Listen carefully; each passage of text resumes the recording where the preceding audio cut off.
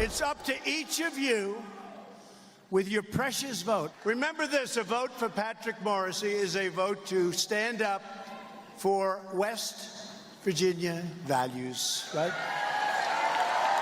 A vote for Morrisey is a vote for me and for our agenda to make America great again. A big rally on Saturday night, Wheeling, West Virginia. President Trump went in there, bringing in the big guns, throwing his support behind the state's Republican Senate candidate, the current Attorney General Patrick Morrisey. There you see him, came in, made a big speech himself. He's challenging a popular Democratic incumbent, Joe Manchin. Manchin's facing a tough re-election battle in a state the president won by 42 points. West Virginia Republican Senate candidate Patrick Morrisey's with me now. Sir, how you doing? And good morning to you. What do you think Saturday night did to your chances? Because right now it looks like you're trailing, a bit underwater. Well, I'll tell you, President Trump really gave me another big boost.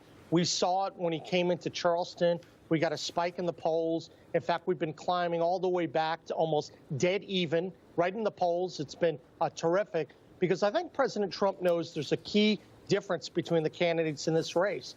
I'm the conservative fighter who will advance the Trump jobs agenda, and Joe Manchin is just another dishonest Washington liberal, part of the obstruction caucus that we saw in the Senate last week. So I know Joe Manchin, when he was governor, was very popular. And right now, the Real Clear average has him up 9 points, leading you.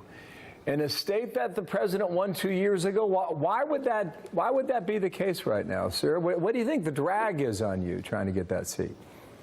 Well, actually, I think what that's reflecting are months-old polls after Joe Manchin and his liberal buddies, Chuck Schumer, all the radical coastal elites, they came in, they spent a lot of money in the primary. We've just gone up on television, and I think people are now focusing on that message. They know I have a conservative record of accomplishment, and Joe Manchin, his first vote is to empower Chuck Schumer, Nancy Pelosi, all those liberals.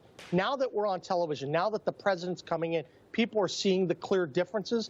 And I have to tell you, the other night at the rally, President Trump made an impassioned plea, and then we saw our online donations spike. Probably over 45,000 people went to our website, patrickmorrisey.com, and I think it's because people know this is a referendum on the Trump agenda, my record, and Joe Manchin, who sides with the liberals and the radicals that really are tearing us apart in Washington. Well, you can think about the tax vote, and I don't know how that plays among people in West Virginia.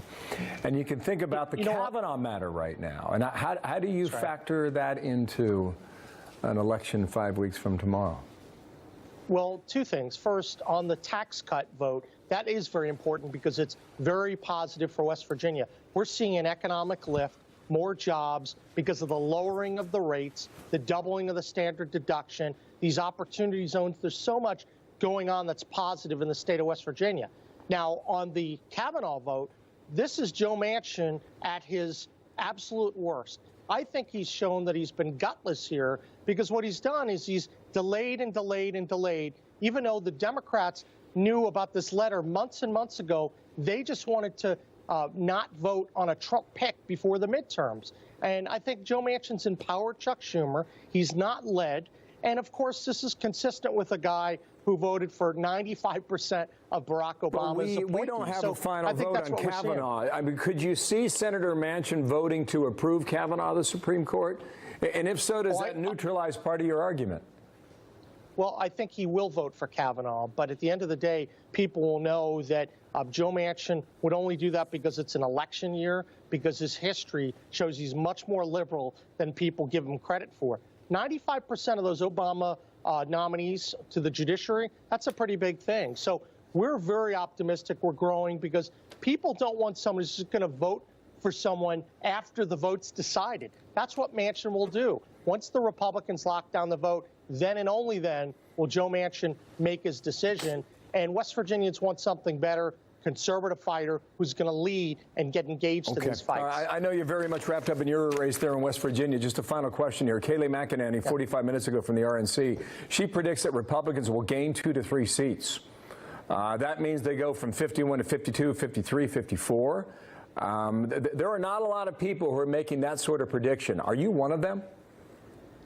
Well, I certainly think we're going to pick up in West Virginia, and the road to the Senate majority runs through West Virginia. We have to hold this seat. and I have to win in order to advance Trump's jobs agenda. Otherwise, the obstructionists are empowered. So I feel good. We're rising in the polls. We're in a very strong position 5 weeks out. Patrick Morrisey, thank you, sir, for coming on today. Thank you. Thank you. Sandra, what's next? We are counting down to some key Senate races.